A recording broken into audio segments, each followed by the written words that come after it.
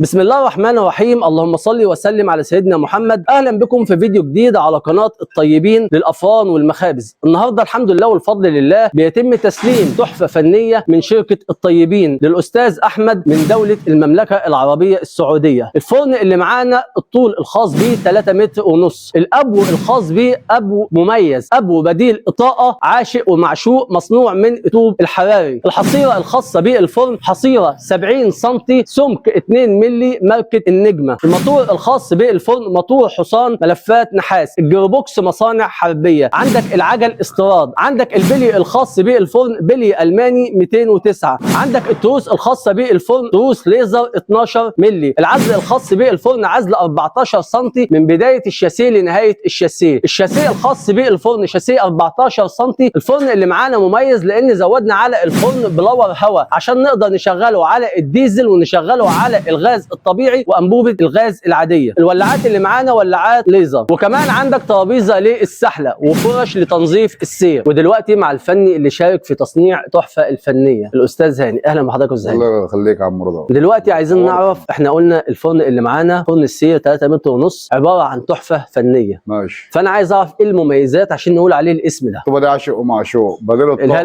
الابو الخاص بيه طوبه عاشق ومعشوق بديل الطاقه. الله يبارك لك. بديل الطاقه ماشي. دي الجديد بقى فيها 10 سم. الطاقه بيبقى طوب، فاهمني؟ لا دي بديل الطاقه. طوبه ما تعقش، ابوه ما تعقش من مؤاخذه من جوه بس. تمام. بالنسبه للعزل اللي معانا، العزل العزل 14 سم. اتكلمنا عن الفرن ده قبل كده وقلنا ان الفرن الابو الخاص بيه الطوب العاشق والمعشوق الحراري اتكلمنا عنه وقلنا وذكرنا مميزاته في فيديو قبل كده مع الاستاذ هاني. حصل. والحمد لله وبفضل الله الاستاذ احمد شاف الفيديو. مفيش حد اصلا بيشتغل في الشغل ده الا احمد. والحمد لله والفضل لله تم شاف الفيديو الاستاذ احمد وتم التعاقد مع على الفرن ده. اتكلمنا في الفيديو قلنا نشغل الديزل والغاز الطبيعي، كل حاجه من غاز طبيعي الجاز لانبوبه. ايه اللي خلاه يشتغل كده؟ البلور الهواء. الحقيقه بلور هواء عشان الطوبه دي برضه بديل الطاقه. طب ده الشغل العادي ولا اي شغل ولا ده شغل مصنع خصيصا؟ مصنع للبني ادم اللي هو بيطلب طلبه. زي ما احنا قلنا في فيديوهات قبل كده ان شركه الطيبين متوفر عندها جميع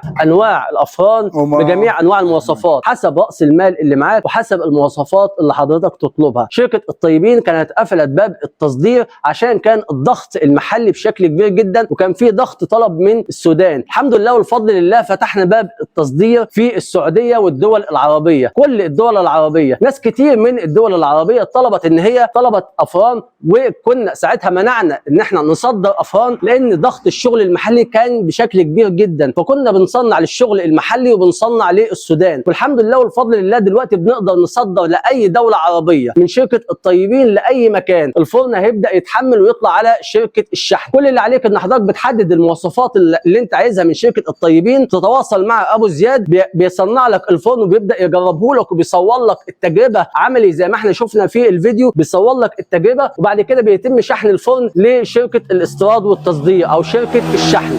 دلوقتي يا استاذ هاني عايزين نعرف المعلومه الاكيده، العاشق والمعشوق ده اي شركه اللي هو طوب الحراري اللي هو العاشق والمعشوق بديل الطاقه، اي شركه بتصنع المواصفات دي؟ لا، شركه الطيبين بتصنع لك كل المواصفات من الفئه الاولى للفئه الثالثه. والمميز في شركه الطيبين اللي هي بتطلع لك اللقمه قبل ما تشيل السير وتحمله على الونش. جرب اللقمه قبل ما تستلم العده. احنا هنا بنعجن على مكاننا، بنسلم على مكاننا، هو بيروح هناك لمؤاخذه ويشتغل على طول. ده كان فيديو النهارده من شركه الطيبين، اشوفكم في فيديو جديد، الى اللقاء.